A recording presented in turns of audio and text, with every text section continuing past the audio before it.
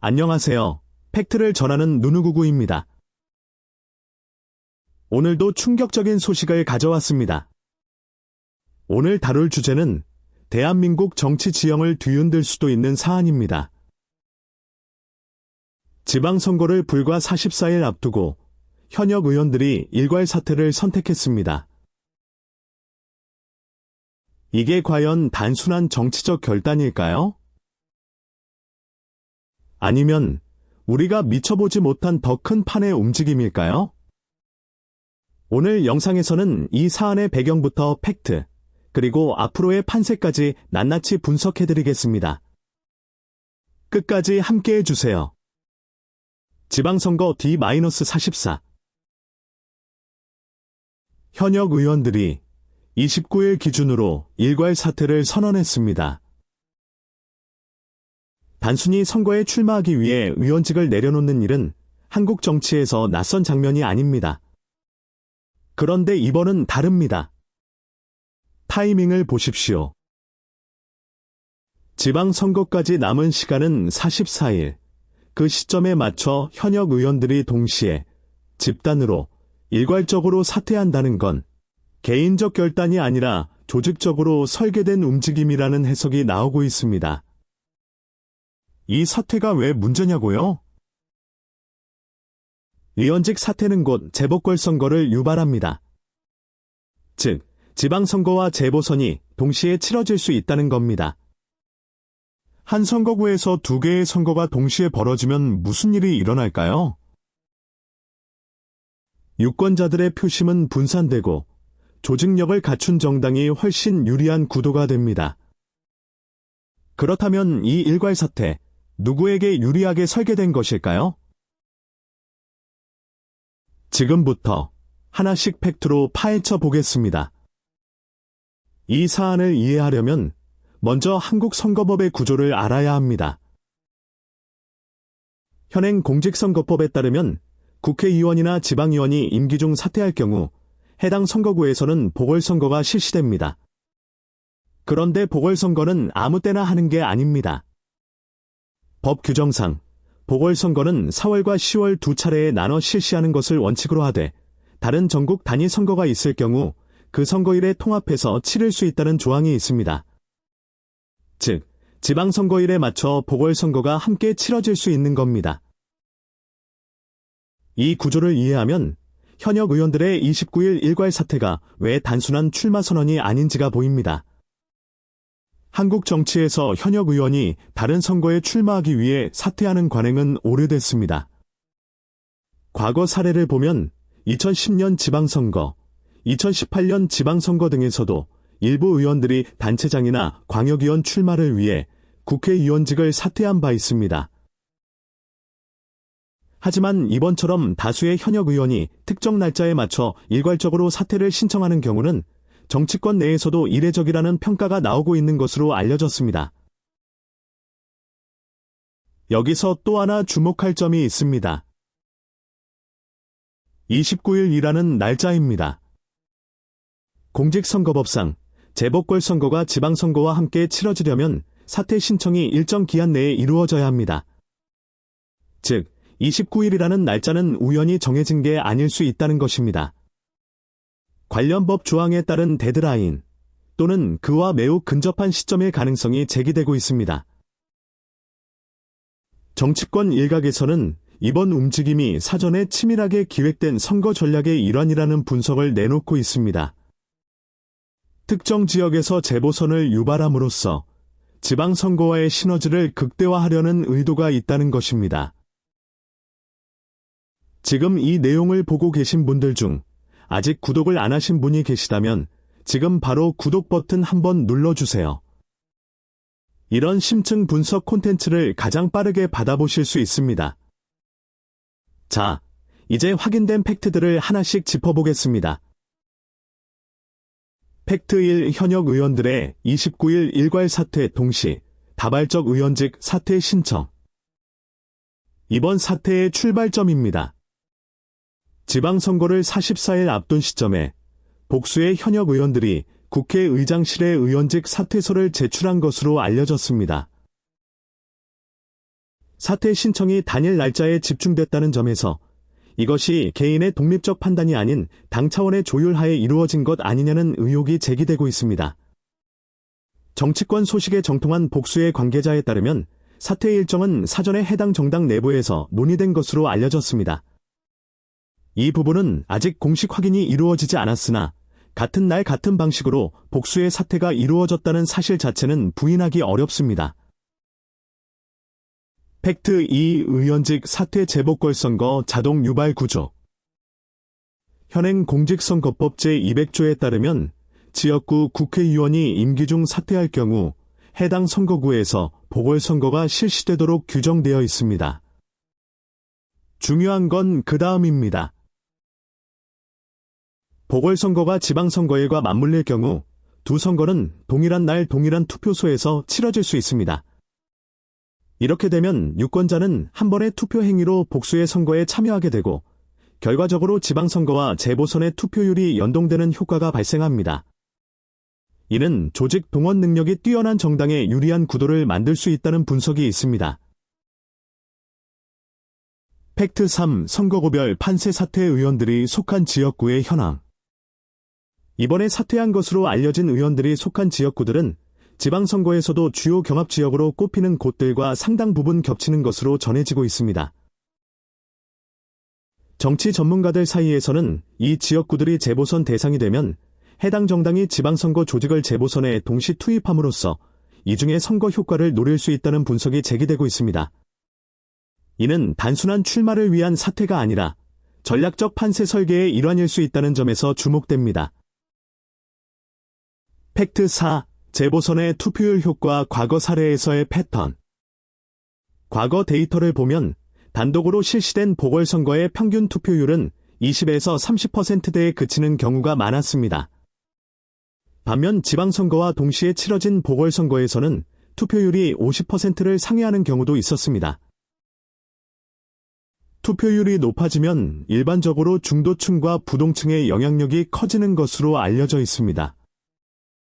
그러나 반대로 이미 지방선거 투표를 위해 나온 유권자가 재보선까지 자연스럽게 참여하게 된다는 점에서 충성도 높은 지지층을 가진 정당이 더 유리할 수 있다는 분석도 나오고 있습니다. 팩트 5. 야당 및 경쟁 정치 세력의 반응, 전략적 반발과 맞대응 준비. 이번 일괄 사퇴 소식이 알려지자 상대 정치 세력에서는 즉각적인 반응이 나온 것으로 알려졌습니다.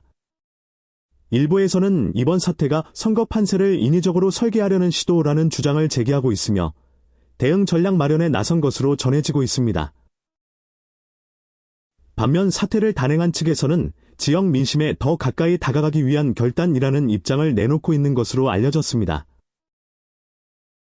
이처럼 같은 사건을 두고 정반대의 해석이 충돌하고 있다는 점, 이게 과연 우연일까요? 팩트 6. 선거 일정상의 법적 데드라인 29일의 의미.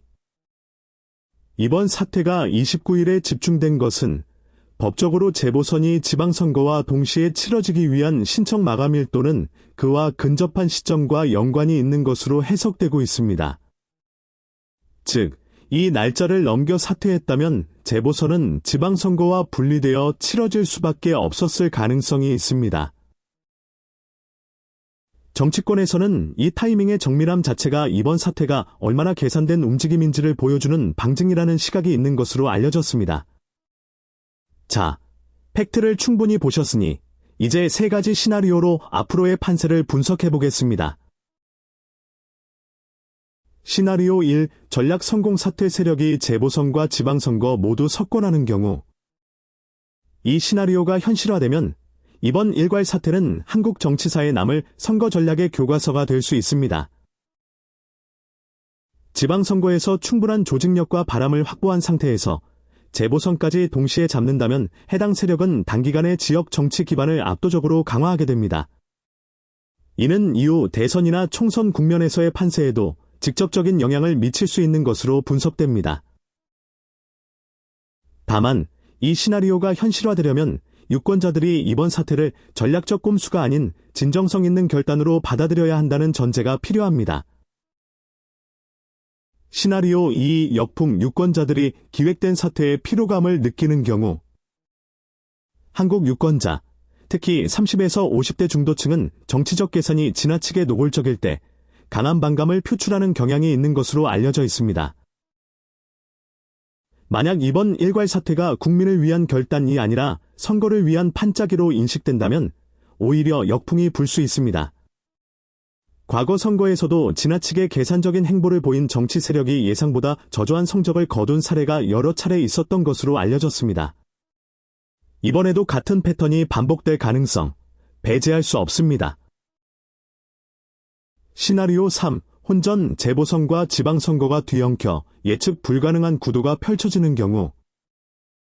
두 선거가 동시에 치러지면 유권자 입장에서는 후보 선택의 복잡성이 배가 됩니다. 지방선거 후보를 고르면서 동시에 재보선 후보도 골라야 하는 상황이 되는 것입니다.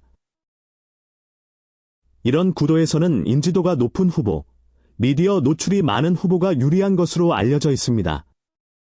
동시에 유권자의 피로감이 누적되면 투표율 자체가 예상보다 낮아질 수 있고, 이는 또다시 판세를 뒤집는 변수가 될 수 있습니다. 정치 전문가들 사이에서는 이 세 번째 시나리오가 현재 가장 현실적인 가능성이라는 시각도 있는 것으로 전해지고 있습니다. 지금까지 세 가지 시나리오를 살펴봤는데요. 여러분은 어떤 시나리오가 가장 현실적으로 느껴지시나요? 지금 구독 중이신 분들이라면 댓글로 여러분의 생각을 적어주세요. 가장 많이 언급된 의견은 다음 영상에서 직접 소개해드리겠습니다. 이번 사태에 대한 각계각층의 반응도 매우 다양하게 나타나고 있습니다. 온라인 커뮤니티 및 여론의 반응. 주요 정치 커뮤니티에서는 이번 일괄 사태를 두고 찬반이 극명하게 갈리고 있는 것으로 알려졌습니다. 한쪽에서는 이미 예견된 수순이었다, 지역 현장으로 내려가겠다는 진정성을 보여줘야 한다는 긍정적 시각이 있는 것으로 전해집니다. 반면 다른 한쪽에서는 국민 세금으로 운영되는 의원직을 선거 전략 도구로 쓰는 것 아니냐, 유권자를 2번 투표장에 끌어들이려는 꼼수라는 비판적 시각도 상당한 것으로 알려졌습니다. 특히 30에서 40대 직장인 유권자들 사이에서는 또 이런 식이냐는 피로감 섞인 반응이 적지 않은 것으로 전해지고 있습니다. 이 연령대가 바로 이번 선거의 핵심 캐스팅 보트라는 점에서 이 반응은 결코 가볍게 볼 수 없습니다. 정치 전문가들의 시각. 정치학계와 선거 전략 전문가들 사이에서는 이번 사태의 전략적 완성도에 대해 엇갈린 평가가 나오고 있는 것으로 알려졌습니다. 일부 전문가들은 선거법 구조를 최대한 활용한 영리한 전략이라는 평을 내놓는 것으로 전해지고 있으며, 또 다른 전문가들은 유권자들의 정치 불신이 깊어진 현 상황에서 이런 전략적 행보는 오히려 이탈표를 만들 수 있다는 경고를 하고 있는 것으로 알려졌습니다. 어떤 전문가의 예측이 맞을지는 결국 유권자들이 투표소에서 결정할 것입니다. 미디어 반응. 주요 언론들은 이번 사태를 비중 있게 다루고 있는 것으로 알려졌습니다. 보수 성향 매체와 진보 성향 매체 모두 이번 사태의 배경과 의도에 대해 서로 다른 프레임으로 보도하고 있는 것으로 전해지고 있습니다. 이처럼 동일한 사건이 미디어에 따라 전혀 다르게 소비되고 있다는 사실, 이게 바로 우리가 팩트를 직접 확인해야 하는 이유입니다. 마지막으로 단기, 중기, 장기 관점에서 이번 사태의 전망을 짚어보겠습니다. 단기 전망. 지방선거 D-44, D-0. 가장 즉각적인 변수는 재보선 후보 구도의 확정입니다. 어느 인물이 재보선에 출마하느냐에 따라 해당 선거구의 판세가 크게 달라질 수 있습니다. 또한 유권자들이 이번 일괄 사태를 어떻게 인식하느냐에 따라 지방선거 전체의 분위기가 영향을 받을 가능성이 있는 것으로 분석됩니다. 단기적으로는 각 정당의 후보 공천 결과가 최대 변수가 될 것으로 보입니다. 중기 전망. 선거 이후 연말. 지방선거와 재보선의 결과가 합산되면 이는 곧 원내 의석 구도와 지방 권력 구조 모두에 영향을 미치게 됩니다. 재보선에서 예상 외의 결과가 나올 경우 기존 정당들의 내부 역학관계에도 변화가 생길 수 있는 것으로 알려졌습니다. 특히 차기 대선을 겨냥한 정치 세력들이 이번 선거 결과를 어떻게 해석하고 활용하느냐가 중기 전국의 핵심 변수가 될 것이라는 분석이 있습니다. 장기 전망, 내년 이후 차기 총선. 가장 큰 그림에서 보면 이번 일괄 사태와 재보선은 차기 총선 구도를 미리 실험하는 장이 될 수 있다는 시각이 있습니다. 어떤 지역에서, 어떤 방식으로, 어떤 후보가 승리하느냐가 향후 정치 지형 전체를 재편하는 신호탄이 될 수 있다는 것입니다. 지금 이 순간이 단순한 지역 선거가 아닌 대한민국 정치의 방향을 결정짓는 분수령이 될 수 있다는 점 반드시 기억하시기 바랍니다. 오늘 영상 어떻게 보셨나요? 지방선거 D-44, 현역 의원 29일 일괄 사퇴. 이 사건은 단순한 정치 뉴스가 아닙니다. 우리의 삶과 직결된 권력 구조의 변화입니다. 여러분의 생각은 어떠신가요? 댓글로 의견 남겨주세요. 구독과 좋아요는 큰 힘이 됩니다. 팩트로 세상을 보는 누누구구였습니다. 총 글자 수 약 7,100자.